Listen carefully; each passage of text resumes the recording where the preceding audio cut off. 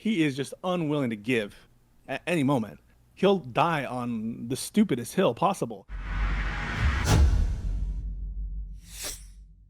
Hey man. All right, what do you want? You gonna rage quit like your boy?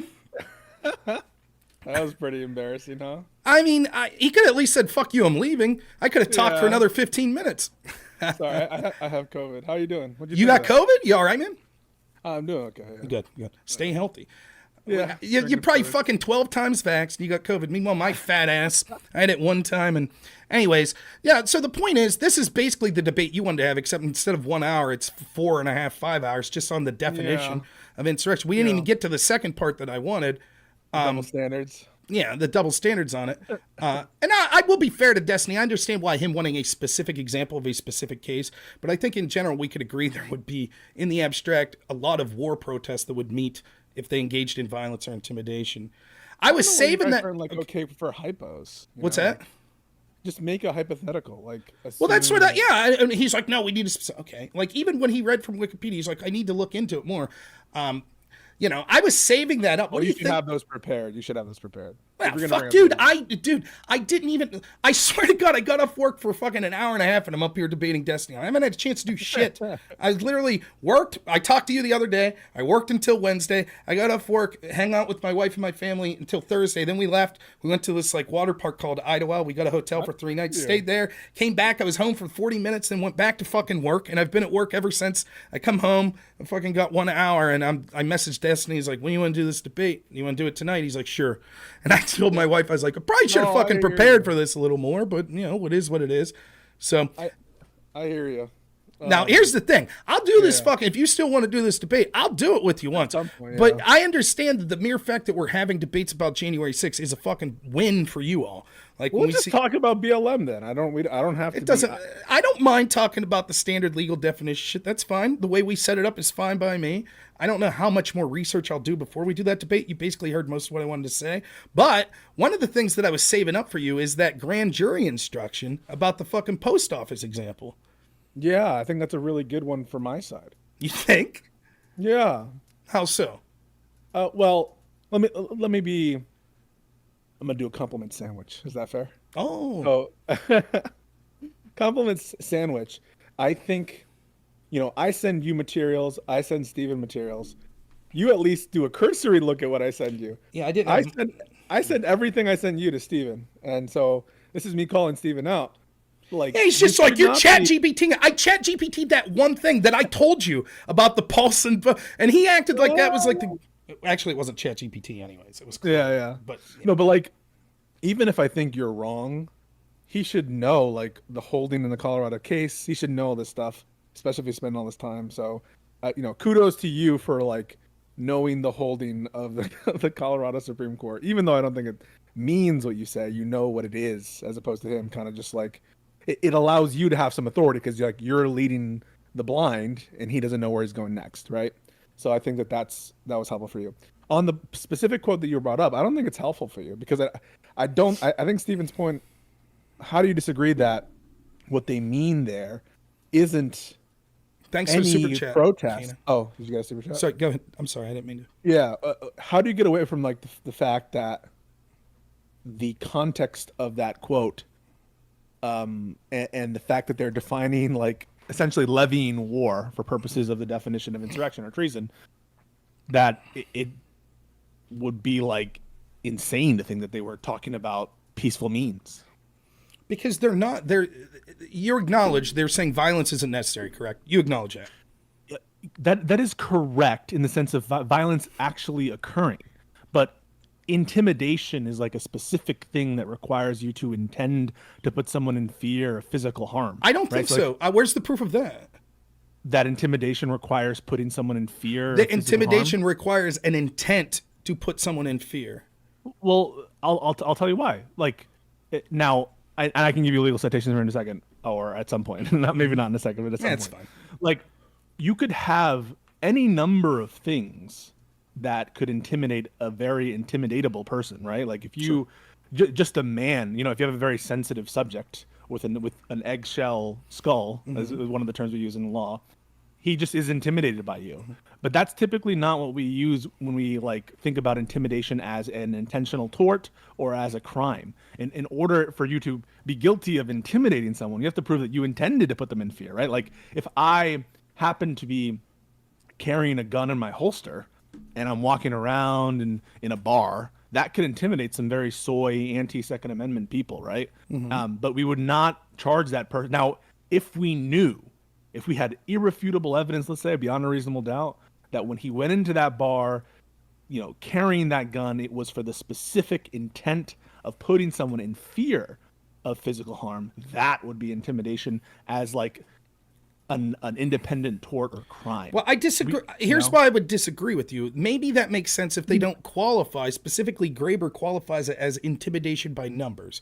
So this seems to stand out from sort of a general intimidation, which might be like this. Like the difference between I happen to be a dude that has a carry permit and I'm always carrying around my 6-shooter and I'm walking around. Someone gets freaked out by that as I walk into my local pharmacy. Fuck them. I didn't do anything, right? But intimidation by numbers, that's different than me brandishing the gun and, fucking intentionally like brandishing it about to be intimidating. Of course, I see the difference there. But intimidation by numbers is saying that there's a specific form of intimidation that wouldn't require sort of that brandishing or that sort of menace. I agree with that. Right. And Graber, and let me be clear, this is where Graber goes awry because Graber is overselling the case. And that's the problem with you all's definition with Graber in general. He's too broad. So he oversells this by saying his fourth, and this is from what you sent me. By the way, is this from the amicus brief or is it's from the actual court decision, right? Well, so this is what actually happened, Rob, right? So yes, Coy Griffin, in his case, he actually testified there. He was an expert. And yes. The court was convinced by it, right? And so they used his definition. In the Anderson case, he was not chosen as he was not selected as the expert that they used there, and the court came to a different conclusion. My question though is, you sent me this. I don't know if you can see this, but it's just like you actually highlighted the relevant portions. You sent me just a picture of that, and so I haven't gone through all of the articles you sent. What's that? Sorry. Yeah, can you see it? Yeah. So that is from the actual opinion of Coy Griffin. So I use that. Okay, and you understand, this is like Destiny yelling at me, like, why do you got a fucking screenshot? I don't know, dude. That's what Pisco sent me. Like, fuck off. I had a chance to read the whole decision, I get you, but I'm not going to go after you for ChatGPT thing, all right? It's whatever. It's in the past. It happened. It wasn't ChatGPT. It was Claude. It was one thing. And when we went to the article, you have to understand why I do that. Like, I'm just coming up. It's the same reason people go to Wikipedia. There's a starting place. You get a starting place, and then ChatGPT, I say, like, what does Paulson and, because I know that was Graber and Paulson and the other guy, right? I know that's three. Yeah, that's the three guys you're looking at. So I'm just, I don't even really need to get into it much because you were like, yeah, I think Destiny in his debate with Andrew sort of distincting between you can't insurrect against a state government. You're like, it's kind of weak. Right, that was sort of your position on that, right? My position is it's kind of weak and unnecessary, right? Because the only thing it affects is whether or not they should be disqualified. But you guys aren't arguing about whether. Right, we're just saying whether or not it was. So like I didn't expect that to be a big portion of tonight's debate, but it was. Well, keep in mind, and I was adding frantically for someone to bring this up. States do define insurrection differently. So I gave an example in the chat. An Iowa statute literally defines an insurrection as 3 or more people doing da da da da da. Right. Okay? So 2 wouldn't be. Yeah.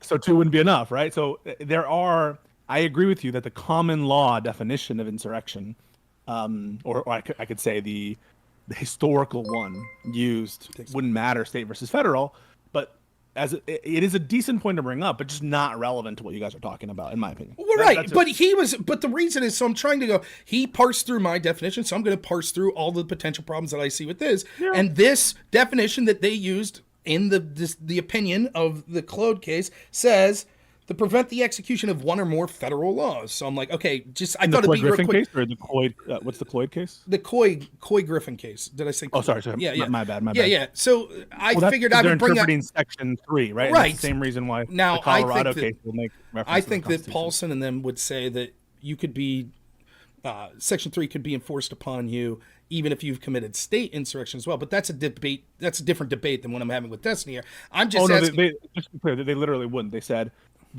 most of these would be, and this is footnote 407 of Bod and Paulson, even if some of them went further to fulfill our definition, the concerted forcible resistance, and meet the definition, they would seem to be insurrections against the state governments, not the United States, and thus outside the scope of Section 3. That's 407. We'll for the see. Forest Service. But I disagree. I think that's nonsense, anyways.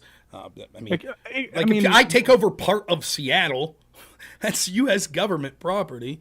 Like, just because it's state property, it's still part of the United States. And nonetheless, it's not the debate we're having tonight. I thought that would be quick. I thought Destiny would have changed his position that he had with Andrew and would just say, it doesn't matter if it's federal or not. But no, he's stuck on it. Okay, so that's why. So it takes 50. It takes 40 minutes to get through that point where I'm like, I don't even understand why you're fighting so hard about this. He does that a lot. Like when I'm going to shit on Destiny quick. Can I shit on him a little bit? Yeah, go. Because it's so fucking annoying. He is just unwilling to give at any moment.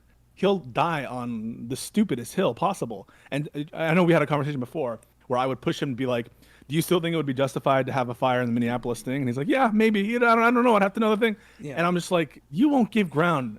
Anytime it appears that you would be giving ground, you just don't give it. And it's so like, even when annoying. I'm like, I don't think that everyone January 6th was like up on the alternate electors thing, but certainly there were enough that it would still be enough to constitute an insurrection if it meets all the other criteria. Why fight and on he that? just like for 30 minutes, he's just fucking, I'm like, okay, dude, I don't understand. I'm just making the obvious point that I don't think that there were 10,000 people there that were all like, yes, alternate electors. Most of them still don't know what the fuck they're talking about. I think his point, wait, I'm going to be fair to him now. I think the point is they wouldn't need to know the specifics of the alternate elector scheme so long as they had an intent to obstruct. Right, what I said was they knew that there was something about that day. That's what they knew. They were like, if we don't stop it today, that's what they knew. Enough. That would be enough for both of you. So it just that's so another example of him like not giving ground. Why we're spending 30 minutes. Anyways, the point that I was getting, when Graber goes too far, when he specifically says through the use of violence, force, or intimidation by numbers, like he uses that phrase and he uses the word "or,"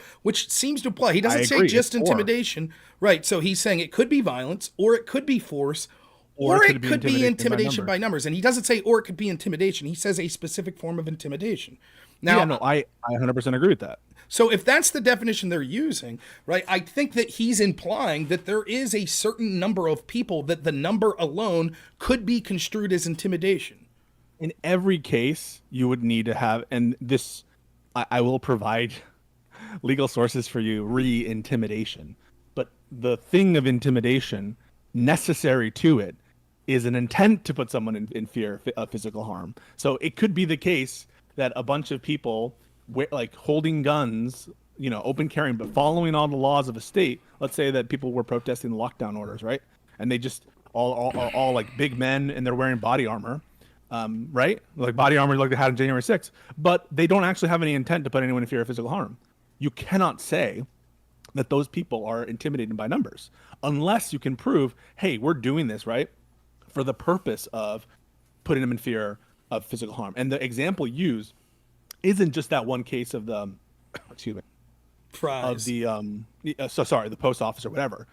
The other examples are like they're surrounding the tax collector's home with the specific purpose of getting him to like flee. So I think your Kavanaugh example, if you could show specific people who, I want to make Kavanaugh in fear of his physical health, and maybe there are texts being like, we want him to be afraid for his physical health, and that we might hurt him, that would be intimidation by numbers. But that intent is required. I don't think so. I think that there was no need to qualify by numbers. I think intimidation, right, would be like, we'll see. Granted, this is another fucking AI thing, another AI thing, as I'm just looking up as we're talking. The reason they're using by numbers. Do you agree? Madison v. Women's Health Center, 94. What about this? Do you aware of this case? I'm not aware of it. This is what AI says. This could be total bullshit. It says they'll invent cases. You have to be careful. Okay. It says that Madison v. Women's Health Center, Inc., 1994. Madsen, yes. Okay. I thought I've heard Madsen before. That I could. Women's Health Center operated several abortion clinics. Yep. Says the Supreme Court upheld restrictions on anti-abortion protesters, recognizing that large groups could be intimidating to patients and staff entering the clinics. Yeah. So there, I think that this is not an insurrection. Why is it not an insurrection? Why? Yeah. Because it is not you are committing crimes against private people, right? But you're committing crimes against. That's irrelevant to this portion of Graber's definition, right? You're right. So you're saying that it's not public purpose. That's a different part. That's part 3. Well, I think it is public purpose. but you're not resisting the execution of a law. Okay, then it's not resisting the execution of a law. It's still using intimidation by numbers. Oh, 100%. Okay, so but then hear me out. Think of what you just said. Think of what you just. Wait a minute, that was their intent? How so? They're physically abusing those who enter or exit the clinic. Were they in Madsen? That's what that's what the facts are saying here that I read on Oye. That's the. They were physically abusing. Yeah, that's what they're saying. If all they're doing is like physically obstructing, then no, not just like the highways examples, right? If you're blocking the highways, yes, this is a crime. Yes, you are breaking many laws, but you're not using intimidation. You are not, unless your intent is to put people in fear of physical harm. I just disagree. I think to me, again, that the idea that what they seem to be suggesting is if there is gathering enough people, like if 10,000 people show up outside some guy's house and stand there in complete silence because they're upset about, like, say, Kavanaugh. So 10,000 people just show there in complete silence and just stare at the house. Don't say a word. And like menace them, right? Well, we can imply define menace.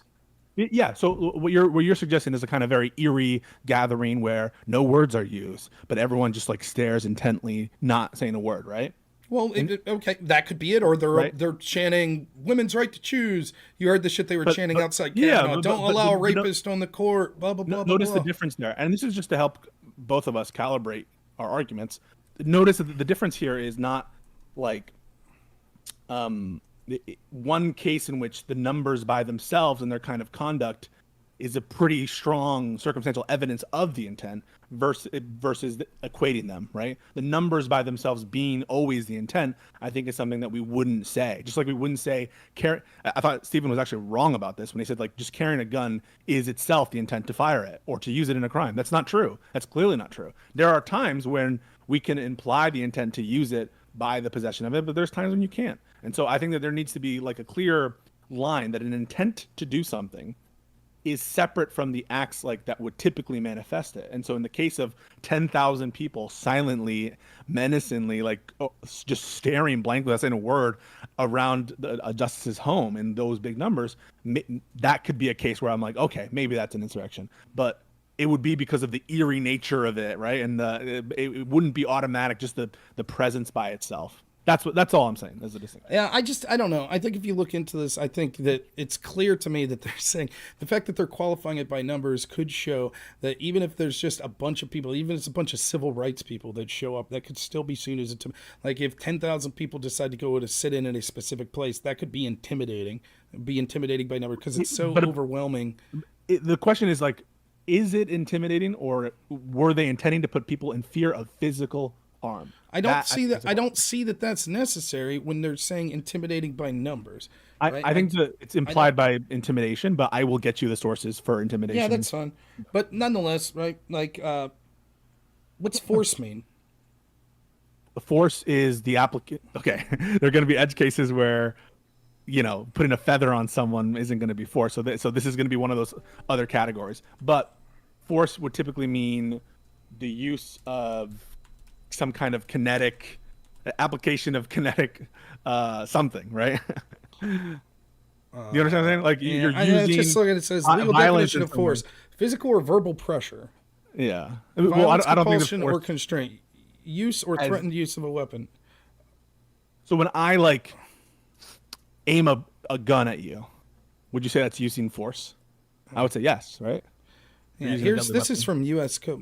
Might as well go here. This is from U.S. Code, USC 920, legal information. Force. The term force means the use of a weapon, the use of physical strength or violence as is sufficient to overcome, restrain, or injure a person, or inflicting physical harm sufficient to coerce or compel. So it's saying that an act of violence is necessary with force. Yeah, so you need to have violence or some kind of threat of violence. That's what it's getting at. Where because it would seem insane, I think, for most people to think the kind of hypos you were dealing with, and Stephen was really, really bad at getting them out and making you like understand where he was getting at. So, not kudos to him. But the last thing I'll say real quick is I don't understand how you think the post office example helps you.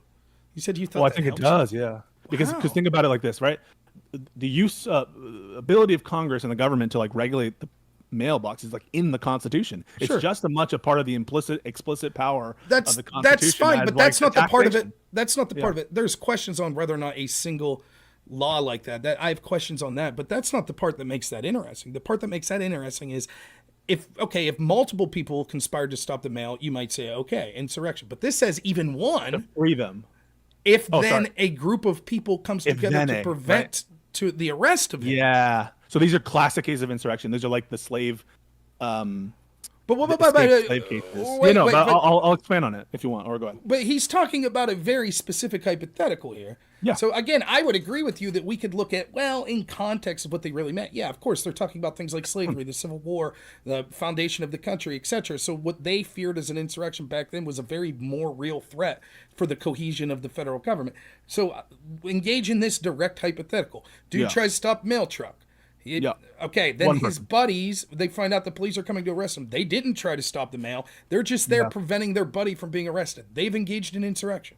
Yeah. So I would say the difference maker there is whether or not it's for a public or private purpose, and it can be different. So if the people who are freeing their buddy is because they love their buddy and they have personal connections with their buddy and they just don't want to see him be in prison, I would say not insurrection. If the people there who are preventing this all agree with the buddy and all are kind of for that same purpose doing it, yes, insurrection. But that's not what and this. That's the not what this example- says. Well, no, it is what it says. No. Yeah. If it appear to you that any person or persons have willfully obstructed or retarded the mails, and which is insane, anyways. That means like What? if I stop a fucking mail truck, For a public purpose. it doesn't say that. Well, that is what it's a public use of force, isn't it? Well, let's look No, at it says insurrection is rising against civil or political authority in the open and active opposition to a number of persons of the execution of a law in a city or state. Yeah. Now, let me finish. Now, the laws of the United States forbid, under penalty, any person from obstructing or retarding the passage of the mail. Now, that's aside from insurrection, right? You can't obstruct a mail truck. correct. It's against the law, okay? So and make it the duty of the officers to arrest such offenders and bring them before the court. If therefore it shall appear to you that any person or persons has willfully obstructed or stopped mail, so you stop a mail truck, and that their attempted arrest for such offense has been opposed by such a number of persons as would constitute a general uprising in that particular locality, then the fact of an insurrection within the meaning of the law has been established. It doesn't say if they public purpose was. It literally says it says if one guy stops a mail truck and they're coming to arrest him and a bunch of people prevent the police from arresting him, that's a fucking insurrection. Yeah, but it's an open and notorious use of force. The fact of there being a public purpose and that being a requirement of insurrection, by the way, is also explicitly borne out in other case law that is being referenced. And so you're not going to be able to, just because one opinion, even if it were true that one opinion like omitted that element, the vast majority of the opinions confirm again and again that you need a public purpose. In fact, there are cases where like there was some law about they were obstructing, they were trying to like seize some boat or something on a boat, and the guys like killed the guy or like the inspector, whoever that guy was, but it was just for him to make money, right?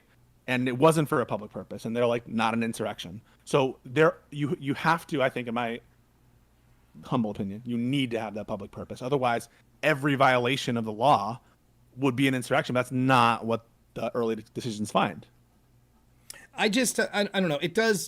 It speaks a little later. There's parts after it, which I did read when I was talking to Destiny, that maybe goes more to that, but I don't think so. I think it's quite clear there in that example. And again, I think that the broadening of the term of a guy stopping a mail truck and somehow determining that as an insurrection just seems insane, and it's just too broad. So I don't know. I got to get going. I do appreciate the conversation though, and I'm not running to not talk. I've been streaming for 6.5 hours. My wife's gonna kill me. So, congrats on hanging out with your family a lot, and I appreciate it. And thank we'll talk you. soon. Get better. Yeah, thanks. All right, man. we'll see you.